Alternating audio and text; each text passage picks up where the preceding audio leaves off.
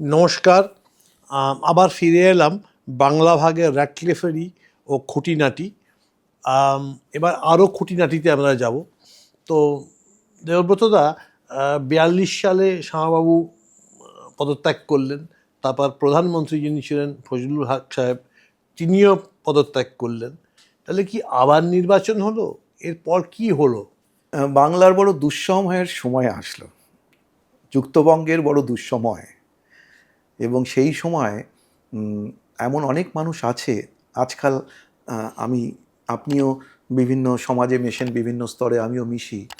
এই সময়টাতে অনেক মানুষের জন্মগ্রহণ হয়েছে আজকে যাদের বয়স এই 80 বছর 82 বছর। তাদেরকেও আমি জিজ্ঞেস করি, কিন্তু তারা তখন এতই শিশু ছিল যে কিছু বলতে পারে না। 42-এ যাদের জন্ম মানে 58, আর এদিকে 76, 84, এবং অনেকেই আছে 44-এ জন্মগ্রহণ হয়েছে। এই ক্যালকাটা ক্লাবে আপনিও বসেছেন, আমিও বসেছি, অনেককেই দেখি যে 44-এ জন্ম। তাদেরকে আমি জিজ্ঞেস করি এই কথাগুলি, কিন্তু তাদের এসব জানার কথাও নয়। যেটা হলো বাংলার দুঃসময়, আমি বললাম কেন, যে একটা বিস্তৃত সময় বাংলাদেশে কোনো সরকার ছিল না, মানে যুক্তবঙ্গে। কতদিন এটা? ওই 43-এর মার্চ এপ্রিল থেকে আরম্ভ করে 46-এর শুরু অবধি, মানে প্রায় 3 বছর কোনো যুক্তবঙ্গের কোনো সরকার নেই। অথচ সেই সময় দুর্ভিক্ষ হয়ে গেছে, এবং সেই সময় সেই বিশাল আকারে যুদ্ধ চলছে, দ্বিতীয় বিশ্বযুদ্ধ। আমাদের জাপানি সৈন্যরা প্রায় এখানে ওই মলয় থেকে আরম্ভ করে বার্মাতে ঢুকে পড়েছে। সেই সময় সুভাষ বোস তার ইন্ডিয়ান ন্যাশনাল আর্মি, যেটা সেই আজাদ হিন্দ ফৌজকে নিয়ে মণিপুরে ঢুকছে 43-44 সালে। আপনার মনে আছে সে বোম ফেলেছে জাপানি, খিদিরপুর? হ্যাঁ, সেই ভয়ে হতো, মনে আছে? সেই বোম ফেলেছে জাপানি, সেই জাপানিদের বোম ফেলার ভয়ে কলকাতা শহরের বাসিন্দারা সব পশ্চিমে চলে যেতেন, মুকুটমণিপুর, মধুপুর, রাঁচি ইত্যাদি জায়গায়। অনেকেই তখন খিদিরপুর টাউন ডিপো তো একদম পারফেক্ট টার্গেট করেছিল একদম। এবং বোম কিন্তু বেশি পড়েনি, কিন্তু ওই বোম ফাটার যে আশঙ্কা, সে শঙ্কিত হয়ে গিয়েছিলেন। এবং সেই সময় একটা ওই ছিল, একটা সংগঠনই ছিল, যে সংগঠন ছিল হচ্ছে ওই এয়ার রেড ডিফেন্স কমিটি। আচ্ছা আচ্ছা, air red defence committee, civil defence বা ওয়ার্ডেন টাইপ। হ্যাঁ, মানে এয়ার রেডকে, মানে যেগুলি আকাশপথে যদি বোমা পড়ে, বোমারু বিমান যদি আসে, তাদের থেকে শঙ্কা বা তাদের থেকে বাঁচার কি উপায় থাকতে পারে, এইরকম অবস্থা তখন ছিল। অথচ কোনো সরকার নেই, রবি ঠাকুর নেই, সুভাষ বোস নেই, আর বাকিরা যারা আছে তারা থেকেও নেই। তাহলে আপনি বুঝতে পারছেন, বাকিরা থেকেও নেই কিন্তু জানি না, কিন্তু ছিলেন কারা বর্তমান? শরৎ বোস ছিলেন। আচ্ছা, শরৎ বোসের শরীর খারাপ, কেন শরৎ বোস উচ্চ চাপের রোগী। ফজলুল হক সাহেব, উনি পদত্যাগ করেছেন, এবং পদত্যাগের কারণটা হচ্ছে যে কোনোই সাহায্য পাচ্ছি না। এবং তখনকার দিনে যিনি ছোটলাট ছিলেন, হারভার্ট সাহেব, সেই ছোটলাট কিন্তু সেই মন্ত্রিসভাটাকেই কিন্তু উনি ভেঙে দেন। মানে উনি একবারও জিজ্ঞেস করেন না হক সাহেবকে, আপনি আপনার অন্য কোনো শরিক দলকে নিয়ে কি আবার সরকার গঠন করতে চান?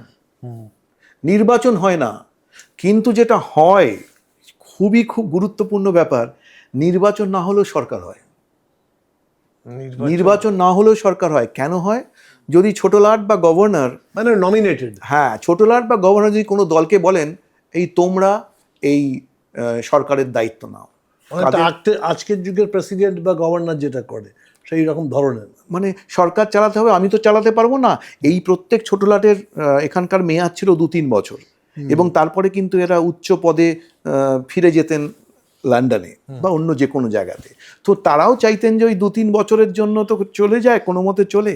এদিকে তখন লন্ডনের থেকেও বা ব্রিটিশ সরকারও কিন্তু বিশেষ কিছু এখানে সাহায্য করছে না। দ্বিতীয় বিশ্বযুদ্ধ তারা নিজেরাই নাজেহাল। ওদিক থেকে জার্মানিদের বোমারু বিমানরা তখন লন্ডনের ওপরে ঘোরাফেরা করছে। হ্যাঁ, এবং সেই সময় কে ছিলেন secretary of state for India? Leo Amery. আচ্ছা, লিও, হ্যাঁ, উনি ছিলেন আমেরি। সেই আমেরি ভদ্রলোক ছিলেন। আর তার সঙ্গে সেখানে ব্রিটিশ প্রধানমন্ত্রী, যিনি একদমই পছন্দ করতেন না ইন্ডিয়ানদের, ভারতবাসীদের, এবং উইনস্টন চার্চিল ছিলেন। তিনি তো তখন ওই তাদের ওই গোষ্ঠী, ওই অ্যালায়েড পাওয়ার্স আর অ্যাক্সিস পাওয়ার, অক্ষ শক্তি আর মিত্র শক্তি, ও তাদের মধ্যেই তো তখন অনেক রকমের মিটিং চলছে ইত্যাদি। এবং তখনকার সময় অনেক বড় বড় লোকেরা এখান থেকে আবার সৈন্যরা চলে যাচ্ছে অন্য জায়গায়, মিশরে, বা অন্য নর্থ মধ্যপ্রাচ্যে আফ্রিকাতে, সেই সময় ইথিওপিয়াতে ট্রুপ গেছে, নট, হ্যাঁ। সেই সময় আমাদের হিন্দু মহাসভার যিনি ছিলেন বীর সাভারকর, তিনিও কিন্তু এই ব্রিটিশ সরকারকেও বলেছিলেন যে আমরা আপনাদের সৈন্য দেব, আমাদের এই ভারতীয়দের বলবো তারা যেন আপনাদের সৈন্য দলে নাম লেখায়। হ্যাঁ। কেন না, তাতে সুবিধা হবে। ওনার ভেতরে একটা নিশ্চয়ই কোনো পরিকল্পনা ছিল যে যখন ব্রিটিশ সরকার চলে যাবে তখন আমাদের এই ভারতবাসীদের মধ্যে একটা তৈরি সৈন্য পাবো যারা কিন্তু সামরিক আমাকে একটা শিক্ষায়। কথা বলুন, আমি এই ব্যাপারটা বিবাদাস্পদ তবু জিজ্ঞেস করছি। এই যে বিনায়ক দামোদর সাভারকর এই যে ট্রুপস দিল ব্রিটিশ ইন্ডিয়ান আর্মিকে, তখন তো ব্রিটিশদের বিরুদ্ধে সমান্তরালে স্বাধীনতা সংগ্রাম ভারতবর্ষে চলছে। সেই সময় তুমি ব্রিটিশ ইন্ডিয়ান আর্মিকে যদি তোমার ট্রুপস নিজের এতে দাও, তা জিনিসটা কি দাঁড়ালো? আসলে কি হয়, সমান্তরালভাবে না অনেক কিছু জিনিস ঘটে, যে ইতিহাসে অনেক কিছু জিনিস ঘটে। তখন কিন্তু ব্রিটিশ সরকারও চাইছে যে করেই হোক এখান থেকে কোনো সৈন্য জোগাড় করার জন্যে। ওদিকে ভীষণভাবে ভয় পাচ্ছে জাপানি এসে গেছে। তখন আরেকটা এখানে নতুন বলা যায় যে একটা প্রজেক্ট হলো, যেটা কিন্তু ছোটলাট তৈরি করলেন, সেটা হচ্ছে স্কচড আর্থ পলিসি। স্কচড আর্থ পলিসি মানে কি? জালি ধ্বংস করে। হ্যাঁ, তার মানে হচ্ছে যদি এখানে জাপানি সৈন্য ঢুকে পড়ে তাহলে জাপানি সৈন্য তো এখানে যত শস্য সামগ্রী ইত্যাদিতে আছে সব নিয়ে তো বেশ ভালো করে রাজত্ব করে বসবে। কিন্তু আমরা এমন একটা পরিস্থিতি তৈরি করব যে জাপানিরা এখানে যখন ঢুকবে দেখবে সব ছারখার হয়ে গেছে, কিচ্ছু আর পাবে না। ফ্যামিনটা বলছেন না, ওরা করলো কি, সব তখনকার দিনে যুক্তবঙ্গে শস্য আদান প্রদান, লজিস্টিক্স যেটা বলি, সেটা তো ট্রেনে হতো না, সেটা নৌকোতে হতো। বরিশাল থেকে শস্য যাবে ঢাকায়, ঢাকা থেকে শস্য আসবে বাঁকুড়ায়, এগুলি সবই তো নদী পথে হতো। তখন তো ট্রেনের একটা বড় বড় ওয়াগান ছিল না। ওরা যেটা করলো, এই স্কচড আর্থ পলিসি, ওরা বললো সব নৌকো জ্বালিয়ে দাও। আচ্ছা, হ্যাঁ, প্রত্যেকটা মাঝি মাল্লা থেকে, পূর্ব বাংলায় আমাদের এখানেও হয়েছে, সব নদী সব কিছু জ্বালিয়ে দাও। এই জ্বালিয়ে দেওয়াতে কি হচ্ছে যে তখন আর এক জায়গা থেকে এক জায়গায় কোনো খাদ্যশস্য যাবে না। এবং সেটারই একটা কারণ ছিল আমাদের 43-এর মন্বন্তর। আচ্ছা, যেহেতু যে গেল না কোনো খাদ্যশস্য, সেই জন্য মেদিনীপুরের লোকেরা খাদ্যশস্য পায়নি, মানে একটা ডিমান্ড সাইডে প্রবলেম হচ্ছে। এবং সেই ভয়ে জাপানিরা লজিস্টিক্সটা বেসিক্যালি ড্যামেজ করে দিচ্ছে। এবং তার জন্যই এটা বলে না, ওই বলে না আমাদের মানুষের তৈরি দুর্ভিক্ষ, অমর্ত্য সেনও বলে গেছেন। এবং তারপরে এখানে অনেকে বলেছিল যে আমরা চাল পাঠাবো, চাল পাঠায়নি। এই চাল এখান থেকে চলে গেছে ওই ওদের সৈন্যদের জন্য মধ্যপ্রাচ্যে আর আফ্রিকায়। তো আমি কথায় ফিরে আসি যে এমন একটা জায়গায় হচ্ছে, তখন ওরা কি করলেন, ছোটলাট উনি ডাকলেন আর কাকে নয়, সেই মুসলিম লীগ। আচ্ছা আচ্ছা, মুসলিম লীগ তখনও কিন্তু বেশ নিজেদের মধ্যে একটা সংগঠন আছে। এবং কাকে ডাকলেন? নিজামুদ্দিন, খোয়াজা নিজামুদ্দিন। খোয়াজা নিজামুদ্দিন কলকাতার, মানে উনি পূর্ববঙ্গেরই একজন নবাব স্থানীয়, যিনি ছিলেন এর আগেও মুসলিম লীগে ছিলেন, জিন্নার খুব ঘনিষ্ঠ। এবারে কি হলো, উনি হলেন বাংলার মুখ্যমন্ত্রী। তখন আবার প্রধানমন্ত্রী না বলে মুখ্যমন্ত্রী বলা হতো। খোয়াজা নিজামুদ্দিন 43 সালে উনি হলেন। এটাও কিন্তু ওই চাপিয়ে দেওয়া মন্ত্রিত্ব, মানে নমিনেটেড যাকে বলে, এটা হলো। তার সঙ্গে রইলেন সুরাবর্দী সাহেব, হুসেন সুরাবর্দী, যিনি বিদেশের ওই টেম্পল ইন থেকে ব্যারিস্টারি পাশ করেছেন। তো তিনি যখন এখানে হলেন, তিনি ছিলেন হচ্ছে খাদ্য সরবরাহ মন্ত্রী। তো সেই সময় অনেকেই বলে যে এই যে এত দুর্ভিক্ষ, খাদ্য সরবরাহ ইত্যাদি, কিন্তু সেগুলি বিতর্কিত বিষয়। আমরা তো সেইভাবে যাচ্ছি না, আমরা চলে যাচ্ছি ওই 43-44 ভিত্তিক থাকবে একদম। হ্যাঁ, তথ্য 43-44-45 এই সময় যে অরাজকতা বাংলায়, এবং আবার বিশ্বযুদ্ধ শেষ হলো, তখন বড়লাট, ছোট লাটও পাল্টে গেছেন, বড় লাটও পাল্টে গেছেন। লর্ড লিনলিথগো ছিলেন, তারপরে ওয়াভেল আসলেন, এবং এইখানে চলে গেলেন, ফিরে গেলেন হার্ভার্ড সাহেব, আসলেন ক্যাসি সাহেব। এই ক্যাসি সাহেব ছিলেন একজন অস্ট্রেলিয়ান, তিনি 44 সালে আসলেন। অস্ট্রেলিয়ান? হ্যাঁ, অস্ট্রেলিয়ায় ছিলেন, অস্ট্রেলিয়ার গভর্নর ছিলেন, ওনাকে নিয়ে আসা হলো। মানে কি অ্যাকচুয়ালি অস্ট্রেলিয়ান ছিলেন? হ্যাঁ, তিনি অস্ট্রেলিয়ান ছিলেন, জাতিতে অস্ট্রেলিয়ান ছিলেন। আচ্ছা, যেহেতু ওটা কমনওয়েলথের মধ্যে পড়ে, এবং উনি মোটামুটিভাবে এই অ্যাডমিনিস্ট্রেশনটা ভালো বোঝেন, সংগঠনটাও বোঝেন, এবং তিনি, তাকে নিয়ে আসা হলো। এবং তিনিও ওই 45-46-এর শেষের দিকে, এবং 46-এর প্রথম দিকে আসলেন ফ্রেডরিক বারোজ। ফ্রেডরিক বারোজ নাম শোনা। এবং তিনি আমাদের ওই স্বাধীনতার সময় শেষ সময় উনি ছিলেন। যেমন শেষ সময় ভাইসরয় ছিলেন লর্ড ওয়াভেল, তাকেও আবার শেষ সময় তুলে আনা হলো এবং প্রজেক্ট হিসাবে স্বাধীনতা হস্তান্তর তখন নিয়ে আসা হলো মাউন্ট ব্যাটেন সাহেবকে শেষ বছর। যাই সেই প্রসঙ্গে তো আমরা আসবো। আমরা 41-এর যেটা গঠন হলো একটা মন্ত্রিসভা, সেটা ভেঙে গেল। 43 সালে খোয়াজা নিজামুদ্দিনের মন্ত্রিসভা হলো। সেই মন্ত্রিসভায় অনেকেই মন্ত্রী ছিলেন এবং বেশিরভাগ মন্ত্রী ছিলেন মুসলমান সম্প্রদায়ের, কারণ মুসলিম লীগের মন্ত্রিত্বই ছিল। ততদিনে কিন্তু একটা বিরাটভাবে একটা এরকম একটা মুভমেন্ট শুরু হয়ে গেছে। একটা সেই মুভমেন্ট হচ্ছে দেশভাগের মুভমেন্ট। ওই 40-এর সময় যে লাহোর কনফারেন্স হয়, ওই লাহোর কনফারেন্সে কিন্তু ওই পাকিস্তান ডিক্লারেশন, সেটা কিন্তু তত দিনে সবাই কিন্তু গেছেন লাহোরে।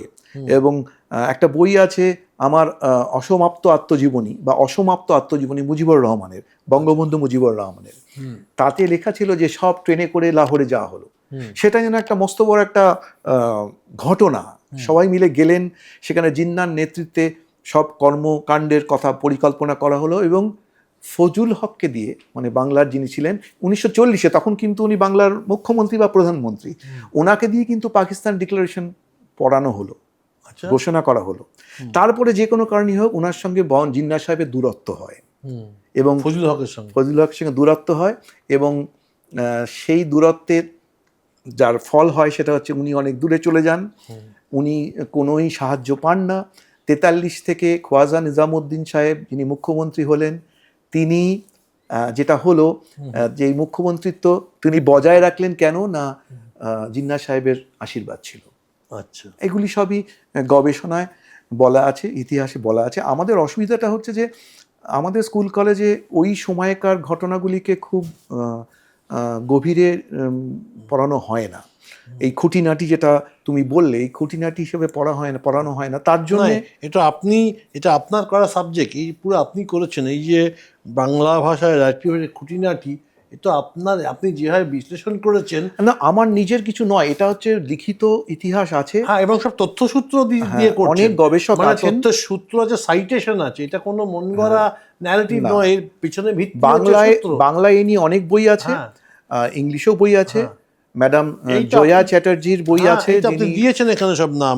বেঙ্গল ডিভাইডেড বাই জয়া চ্যাটার্জি, যুক্তবঙ্গের শেষ অধ্যায়, কালীপদ বিশ্বাস। আমি দর্শক শ্রোতাদেরও বলি, আপনারা কিন্তু রেফারেন্স করার জন্য এইসব বইগুলো ধরতে পারেন এবং সব অ্যাভেলেবেল আছে নেটে। আপনার দেশভাগ ও ক্ষমতা হস্তান্তর, লাডলি মোহন, আপনার বঙ্গ বিধানসভার 20 জুনের যে অধিবেশনের সম্পূর্ণ মিনিটস বেঙ্গল কাউন্সিলের, Bengal partition and Nadia, Shubhashree Ghosh, memoirs by Hamidul Haque Chowdhury. এইসব বইগুলোর কিন্তু সাইটেশন সূত্র যা ধরে ধরে আমরা এইসব আলোচনা করছি, এটা কিন্তু ন্যারেটিভ আমাদের তৈরি করা নয়, তথ্যের ভিত্তিতে আমরা এই নিজের ব্যক্তিগত অভিমতগুলো দিচ্ছি। শ্রোতা এবং দর্শকদের এটা মনে রাখতে হবে। কোনো পলিটিক্যাল, তাছাড়া আরেকটা জিনিস সঞ্জয়, সেটা হচ্ছে যে বাংলা সাহিত্যেও কিন্তু অনেক গল্প আছে এবং সেটা করবোরেট করে। এবং এই যে বিভিন্ন, আমি একটু অন্য জিনিসের মধ্যে চলে যাচ্ছি প্রসঙ্গের মধ্যে, বিভূতিভূষণ বন্দ্যোপাধ্যায়, আমি বিভিন্ন বাংলা সাহিত্যে খুঁজে বেড়াই কোথায় গিয়েছে। এই যে বিভূতিভূষণ বন্দ্যোপাধ্যায়ের যে গল্পটি আছে আদর্শ হিন্দু হোটেল, সেখানে একটা জায়গায় দেখবেন রানাঘাটের রেল গেটের পাশে আদর্শ হিন্দু হোটেলে হাজারি ঠাকুর রান্না করছেন। বাঙাল বাবু এই কথাটা ব্যবহার করে, তারা কুষ্টিয়া দিয়ে ট্রেনে করে আসতো, ওইখানে খাওয়া দাওয়া করতো, শান্তিপুর লোকাল বা কুষ্টিয়া লোকাল, কলকাতায় আসতো, সারাদিন কাজ করতো, আবার ফেরার সময় বাঙালবাবুরা খাওয়া দাওয়া করে কুষ্টিয়ায় ব্যাক করে যেতেন। এবং কুষ্টিয়া নদিয়া ডিস্ট্রিক্টের পার্ট ছিল, এবং কুষ্টিয়া থেকে ডেলি প্যাসেঞ্জারি আর বর্ধমান থেকে ডেলি প্যাসেঞ্জারি মোটামুটি একই ব্যাপার ছিল। ঠিক বললাম কি? একদম। তো যাই হোক, আবার বলছি, এই সব যা নিয়ে আমাদের আলোচনা হয়েছে, যতগুলো এপিসোডে এবং আগে গিয়েও যেগুলো হবে, তার কিন্তু তথ্যসূত্র আছে। এবং এই তথ্যসূত্রগুলো এইসব যেসব নামগুলো বললাম, এবং আপনারাও দেখতে পারেন। ঠিক বলেছ। আমি ফিরে আসি 1946 সালের নির্বাচন। তার মানে 41 সালের পদত্যাগ হলো, শ্যামা হক মন্ত্রিত্ব ভেঙে গেল, সেটা 43-এ। 43 থেকে 46 অবধি দীর্ঘ সময় এখানে ওই নির্বাচন হয়নি, কিন্তু ছোটলাটের অনুরোধে এবং ছোটলাদের অনুমোদনে একটা সরকার চলল। অরাজকতা তো ছিলই, দ্বিতীয় বিশ্বযুদ্ধের পটভূমিকা, সব কিছু মিলিয়ে একটা অশান্তি। এবং সব কিছুর অশান্তির মধ্যেও যেটা হলো, ব্রিটিশ সরকার কিন্তু ততক্ষণে ঠিক করে ফেলেছে যে আমরা কিন্তু তারা ঠিক করেছে যে আমরা ভারতীয়দের হস্তান্তর করব এই শক্তি, এই আমাদের অ্যাডমিনিস্ট্রেশন, এবং স্বাধীন করব।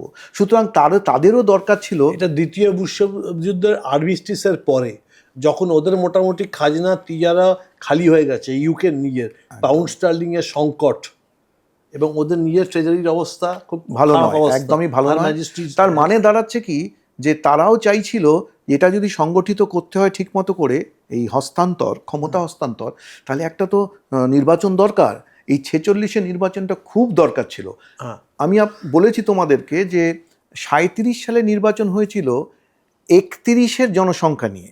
আচ্ছা। 1931-এ যে সেন্সাস বা আদমশুমারি হয়েছিল, সেই আদমশুমারিতে কোন জেলায়, কোন উপজেলায় কোন সম্প্রদায়ের লোক বাস করতো, তার বেসিসেই কিন্তু, তার ভিত্তিতেই 1937-এ ইলেকশন হয়েছিল। এবার 1946-এর যে ইলেকশনটা হলো 37-এর পরে, 9 বছর পরে, সেই 9 বছর পরে কিন্তু আরেকটা তথ্য ব্রিটিশ সরকারের কাছে এসে গেল, সেটা হচ্ছে 41-এর আদমশুমারি, মানে 41-এর সেন্সাস। তার মানে 41-এর সেন্সাসে আমরা পরিষ্কার বোঝা গেল কোন ব্লকের, কোন গ্রামের, কোন থানার, কোন অঞ্চলে কোন সম্প্রদায়ের লোক বাস করে। কিন্তু আচ্ছা, এই তথ্যগুলোকে গ্যাদার করা, আজকের দিনে যে আমি লোক বাড়ি বাড়ি গিয়ে কাগজপত্র নিয়ে তখন যায়, তো একটা বড় সংগঠন ছিল, অ্যাডমিনিস্ট্রেশন যেটা বলে, আইসিএস এর প্রত্যেকটা জেলায় জেলায় ডিস্ট্রিক্ট ম্যাজিস্ট্রেট সেটা ছিলেন, খুব সক্রিয় ছিল এবং একদম এফেক্টিভ ছিল। এবং তখনকার দিনে ইলেকশন কমিশন ছিল না, কিন্তু যেটা ছিল তাতে কাজটা অনেকখানি চলতো, সুগঠিতভাবেই হতো। যেমন এক্সাম্পল মানে ব্রিটিশ অ্যাডমিনিস্ট্রেশন খুব ভালো ছিল, এটা মানতে হবে। একদম, নাকি? একদম। হয়তো কথাটা তেতো লাগবে, কিন্তু অ্যাডমিনিস্ট্রেশন ওয়াজ গুড। আমি গুড ব্যাড সেরকম কিছু বলবো না, কিন্তু যেগুলি আমাদের পরিকল্পনা করে করেছিল ওরা, সেই পরিকল্পনা মাফিক কাজ হয়েছিল, তাতে যে বিরাট অসন্তোষ ছিল তা নয়। না, গুড মানে তাই বলছি, মানে ওদের যা টার্গেট যেটা করার, এই যে ইনফরমেশন গ্যাদার করার, লজিস্টিক্স সিস্টেমসগুলোকে ফ্লো করে রান করানো ফর দেয়ার ওন বেনিফিট, যাতে ওদের ব্রিটিশ কলোনিজম যাতে চলতে পারে, তার জন্যই করেছো, সেটা এফেক্টিভ ছিল, সেটাই বলার বক্তব্য। 46-এর তুমি যেটা বলছো ঠিক কথা। আমরা 46-এর যদি নির্বাচনটা দেখি, এই নির্বাচনে কিন্তু ততদিনে দুই সম্প্রদায়ের মধ্যে কিন্তু দূরত্ব আরও বেড়েছে। এই এত দাঙ্গা, এত অশান্তি, বিভিন্নভাবে সম্প্রদায়ের মধ্যে আরও দাঙ্গা বেড়েছে। এবং 46-এর যে প্রস্তুতি ছিল, নির্বাচনের প্রস্তুতিতে কিন্তু দেশভাগের প্রস্তুতি ঢুকে পড়েছিল ওর মধ্যে। এবং তখন ওই হিন্দুস্তান আর পাকিস্তান যেটা হলো, সেটা হচ্ছে 46-এর নির্বাচন, এটা কিন্তু একটা খুব বিরাট গুরুত্বপূর্ণ ব্যাপার। এই 46-এর নির্বাচনের প্রস্তুতি অনেক দিন আগে থেকে নেওয়া হয়ে গেছে, এবং তাতে কিন্তু অনেক দল অংশগ্রহণ করেছে। কারা কারা অংশগ্রহণ করেছে? অল ইন্ডিয়া মুসলিম লীগ, হিন্দু মহাসভা, কৃষক প্রজা পার্টি, ইন্ডিয়ান ন্যাশনাল কংগ্রেস। তারা কিন্তু বেশ কোমর বেঁধে, মানে মূল চারটে পার্টি ছিল। মূল চারটে, আরও কিছু ছোট ছোট পার্টি তো থাকেই, কিন্তু এই চারটে পার্টি কিন্তু একদম কোমর বেঁধে নেমেছে। এবং তাদের কিন্তু ওই বলে না যে এজেন্ডা বা প্যাম্পলেটে একটা জিনিস পরিষ্কার, একটা দেশভাগের ইঙ্গিত। কংগ্রেসের প্যাম্পলেট তাই ছিল, পরিষ্কারভাবে ছিল না, কিন্তু মুসলিম লীগের একটা পরিষ্কার ছিল যে লড়কে লেঙ্গে পাকিস্তান, এইটা স্লোগান ছিল।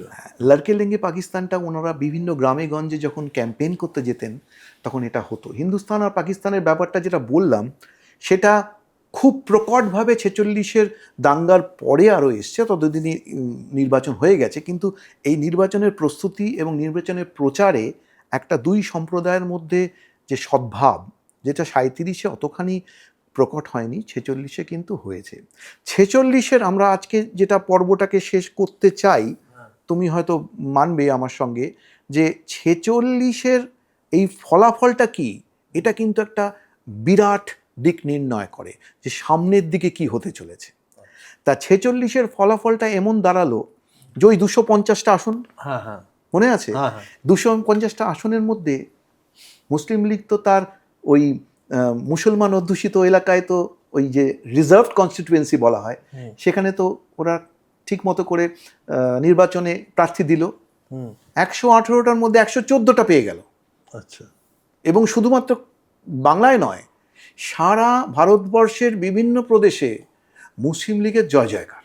যেখানে যেখানে তারা শক্তিশালী, পাঞ্জাব, বম্বে, বিভিন্ন জায়গাতে মুসলিম লীগ অনেক জায়গাতে বেশ দারুণভাবে জয়ী হলো। 114টা আসন পেল, কিন্তু কংগ্রেসও কিন্তু খারাপ নয়, কংগ্রেস প্রায় 86টা আসন পেল। তারও তো কিছু বাধা ছিল কেন্দ্র, সব কেন্দ্র তো সে প্রার্থী দিতে পারবে না, সেটা তো মনে রাখতে হবে। 250-এর মধ্যে এটা তো সর্বজনের জন্য নির্বাচন নয়, আগের থেকেই কেন্দ্রে নির্ধারিত সব কেন্দ্র আছে। এরপরে যেটা হলো ইন্ডিপেন্ডেন্ট হিন্দু সম্প্রদায়, তারা কংগ্রেসও নয়, অন্য কোথাও নয়, ইন্ডিপেন্ডেন্ট যারা স্বাধীন নির্দল, তারা যে নির্দল হিন্দু প্রার্থী তারাও 13টাতে জয়ী হলো। 114, 86 দুটো মিলিয়ে হয়ে গেল 200। এবার 13টা হলো যে 213 হয়ে গেল, আমার 37টা বাকি রইল। তার মধ্যে ওই নির্দল মুসলমান প্রার্থী 3টে পেয়ে গেল, তার মানে 33টা 34টা বাকি রইল। তারপরে রইল কমিউনিস্ট পার্টি অফ ইন্ডিয়া 3 জন, তার মধ্যে বাকি রইল। শুধু তাই নয়, তুমি আমাকে প্রশ্ন করো, হ্যাঁ, জ্যোতি বাসু ছিলেন। তিনি কোথা থেকে হলেন? তিনি হচ্ছেন ওই রেলওয়েজের যে ট্রেড ইউনিয়ন, আচ্ছা, রেলওয়েজের ট্রেড ইউনিয়ন থেকে উনি নির্বাচিত হলেন। কাকে হারালেন? তখনকার দিনের ডাকসাই টেন্ডারে হুমায়ুন কবিরকে হারালেন। আজকের হুমায়ুন কবির না, তখনকার দিনের হুমায়ুন কবিরকে হারালেন। যদিও রেলওয়ে ট্রেড ইউনিয়নকে রিপ্রেজেন্ট করতেন। হ্যাঁ, এবং তারপরে যিনি আরো 2 জন কমিউনিস্ট পার্টির জয়ী হলেন, রতনলাল ব্রহ্ম, উনি হচ্ছেন দার্জিলিং দিনাজপুরের ওই দিকটাতে। এবং দার্জিলিং এর আরেকজন চা বাগানের মস্ত বড় নেতা ছিলেন রূপনারায়ণ রয়। এই 3 জন কমিউনিস্ট নেতা জয়ী হলেন এই মন্ত্রিসভায়।